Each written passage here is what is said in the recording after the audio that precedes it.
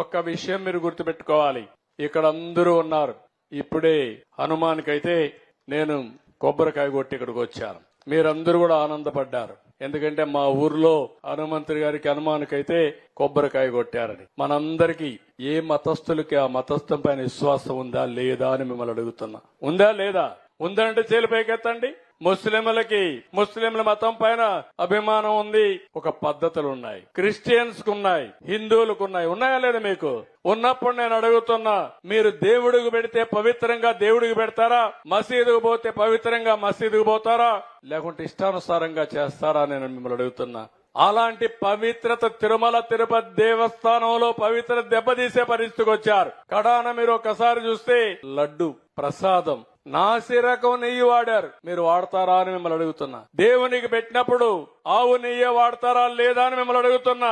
అలాంటిది 320 రూపాయలకు నెయ్యి వస్తుందని, నాసి రకం, వెజిటబుల్ ఫ్యాట్ అని, ఎనిమల్ ఫ్యాట్ అని, అలాంటివన్నీ దాన్ని కల్తీ నెయ్యి తీసుకొచ్చి దేవుడికి నైవేద్యం పెట్టే పరిస్థితికి వచ్చారు. ఇప్పుడు మాట్లాడుతున్నారు, నేను తప్పు చేయలేదు, టెండర్ పిలిచాను. మీ ప్రభుత్వం పిలిచింది, మీరు పిలిచారు. 320 రూపాయలకు నెయ్యి ఇస్తున్నారంటే ఆలోచించే పని లేదా? 500 రూపాయలు ఉంది.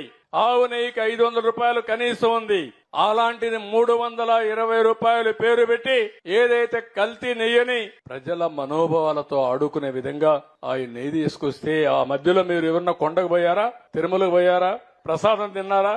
ఒకప్పుడు వైఎస్ఆర్ కాంగ్రెస్ పార్టీలో ఆ ప్రసాదం బాగుందా అని అడుగుతున్నా మిమ్మల్ని. బాగా లేదని వాళ్ళు చేలిపైకి ఎత్తండి.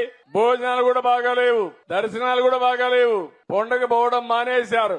ఏం తల్లి, ఇప్పుడు పోయి చూడు.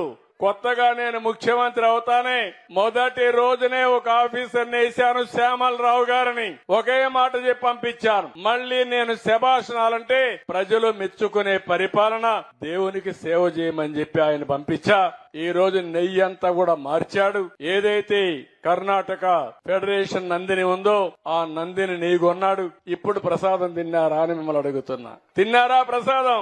అప్పటికిప్పుడు బాగుందా లేదా అని అడుగుతున్నా మిమ్మల్ని. బాగుందంటే చేలిపైకెత్తండి. ఇది సైకో.